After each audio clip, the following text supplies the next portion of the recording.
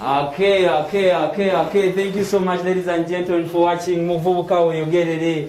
My name is Fantasy, and this time round, I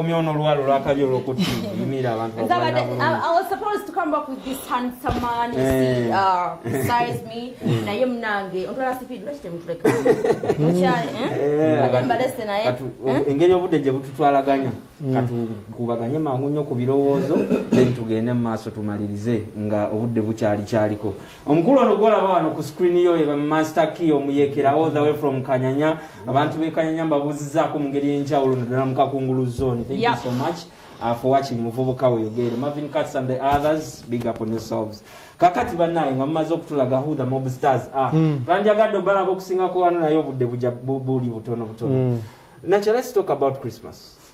Christmas is next week. It is on Friday. Yes. But I know it is Friday. Yes, of course it's Saturday. Just enjoy the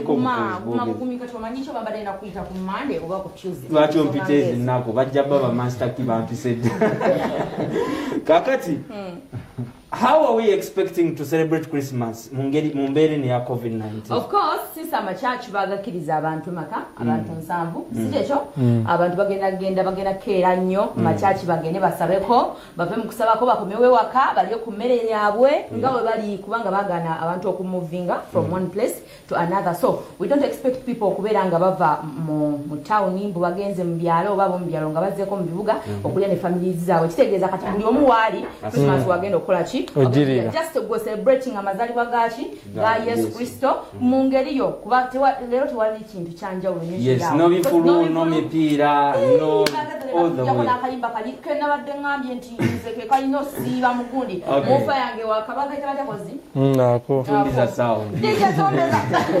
Okay, putting that aside. Kwa nyumba yose wakutwala niwe bamotoka. Okay, Masaki. Yo, bako byogamba bavubuka ku celebrate ba Christmas. Mwena amanya bampita Master Key omuyekera kabaka okurapinga. Bana ekisera kitugendamu kya Christmas. Bana etuberere mutubere waka obwadde gye buli. Abayimbi tetutya time yo na kigena kwa kya kabi tugenda kudamu tutikwe.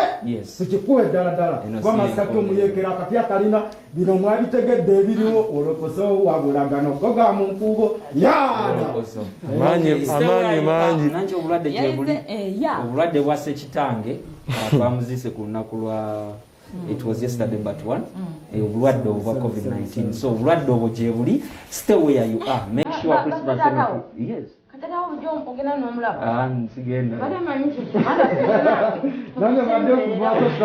banaye gatuwasibula twagala obakuutira nti ekintu kino kyetwogerako kiri serious. Stay where you are, make sure you're safe. Ebintu byokugenda okugroupinga somewhere bijeko. Time is going to come nga we are safe. Yes, let's play our role. Abakola bugunji abakola obubaga obw'omuntu kutuba nange tubagamba obulamu bwo bwoteeka matiga. People are dying bali mulago bakuba buli lunaku COVID jali. So you guys stop those things. Okay, thank you so much for watching Muvubuka Oyogere.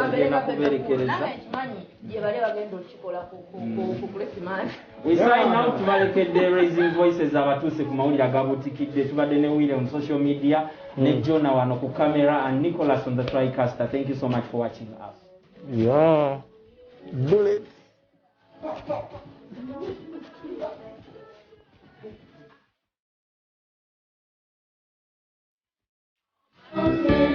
We wish you a Merry Christmas and a Happy New Year.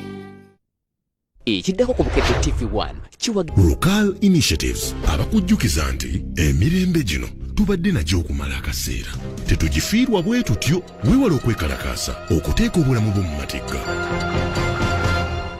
Beera nga neiba asazeewo yeebuuze ku maama Kafeeri ekimwanguyisiza okufumba emmere ye. Alsafe Tomato Paste asangibwa mu Kikuubo.